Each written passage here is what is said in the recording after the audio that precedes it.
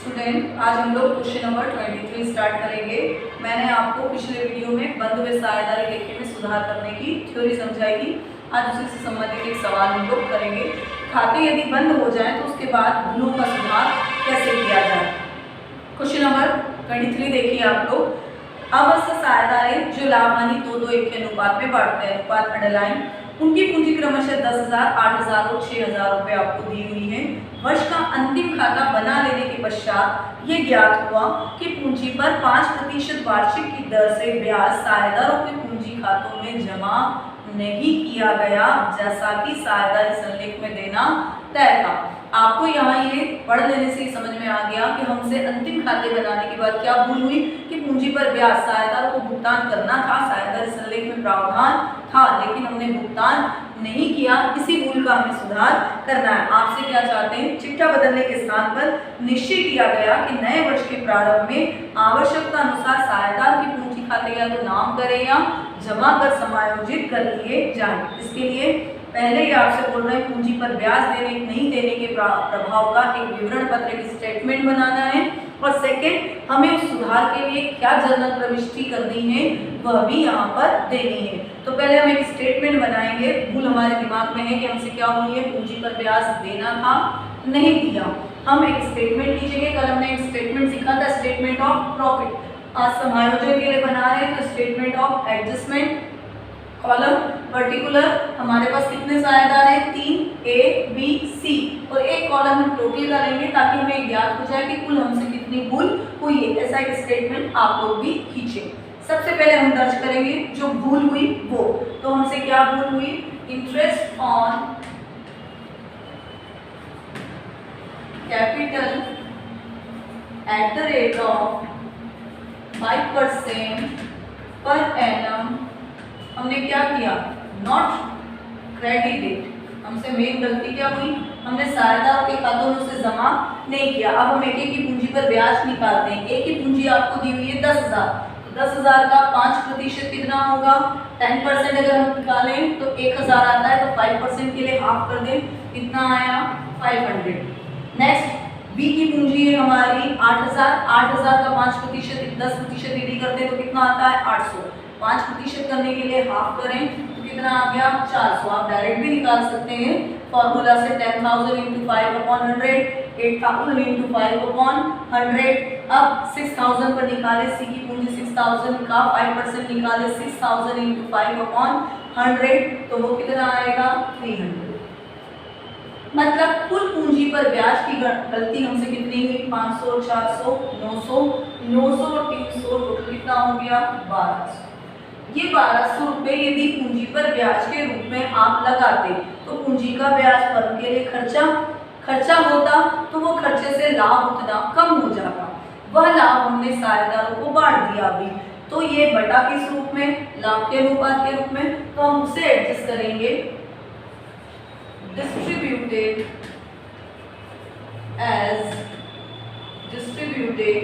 as profit। और profit के रूप में इस 1200 को बांटा तो निश्चित सी बात है कि आपने अनुपात में बांटा, 2:2:1। अब आप इस 1200 को इन तीनों में बांट दें, 2 और 2 4, 4 और 1 5। तो 1200 बटे क्या करें अपन, सबसे पहले 5, 5 दूनी 10, 2 लगा, कितने हो गए, 20, 5 20, 0 का 0। इट मींस काटने पर कितना आया, 240। 240 को पहले के लिए 2 से गुणा करें तो कितना आ गया, a का भाग 480। 240 को b के लिए 2 से गुणा करें तो 480, और c के लिए 1 से गुणा करें तो 240। इनके एक बार आप टोटल लगा के देखें, अगेन कितना आ रहा है, 1200। अब इसका प्रभाव निकालें। मैंने आपसे बताया था वीडियो में कि मैं आपको अंतर वाली पद्धति से सिखाऊंगी। तो अंतर वाली पद्धति से अंतर करो इसका, 500 में से 480 गए, पहले प्लस माइनस कर ले तो प्लस के क्या बच रहे हैं आपके पास, 20।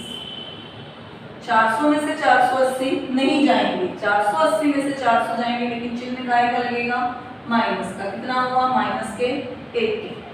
300 में से 240 गए तो माइनस के नहीं, अब की बार प्लस के 60।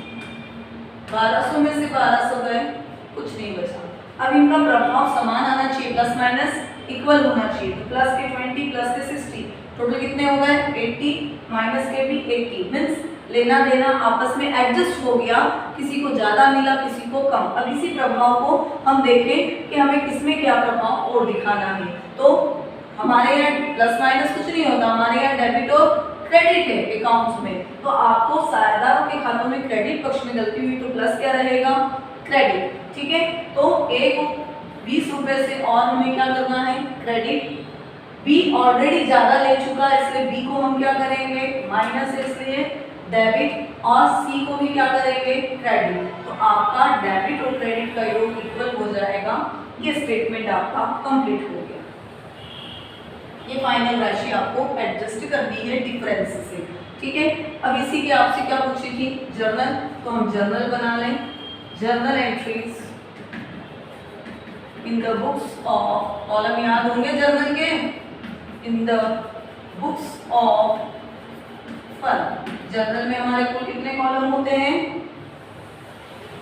याद आया 5।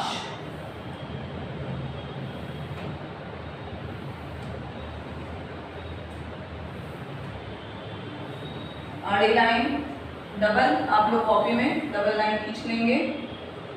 पहला कॉलम डेट, दूसरा पर्टिकुलर्स, तीसरा JF डेबिट अमाउंट और क्रेडिट अमाउंट। अब आपको जर्नल बनानी है, तो जर्नल बनाने के लिए आपको दिया हुआ है बी को क्या करना है डेबिट, ए और सी को क्रेडिट। तो एक जर्नल बना दें।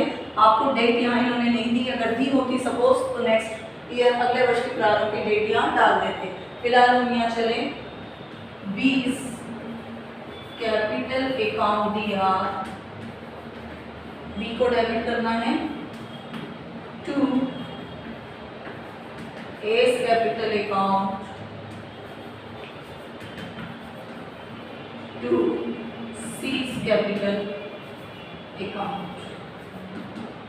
अब अमाउंट बी का कितना डालना है 80, ए के सामने की लाइन में क्रेडिट साइड 20 और सी का 7। डेबिट क्रेडिट की टोटल इक्वल, नरेशन लिख देंगे।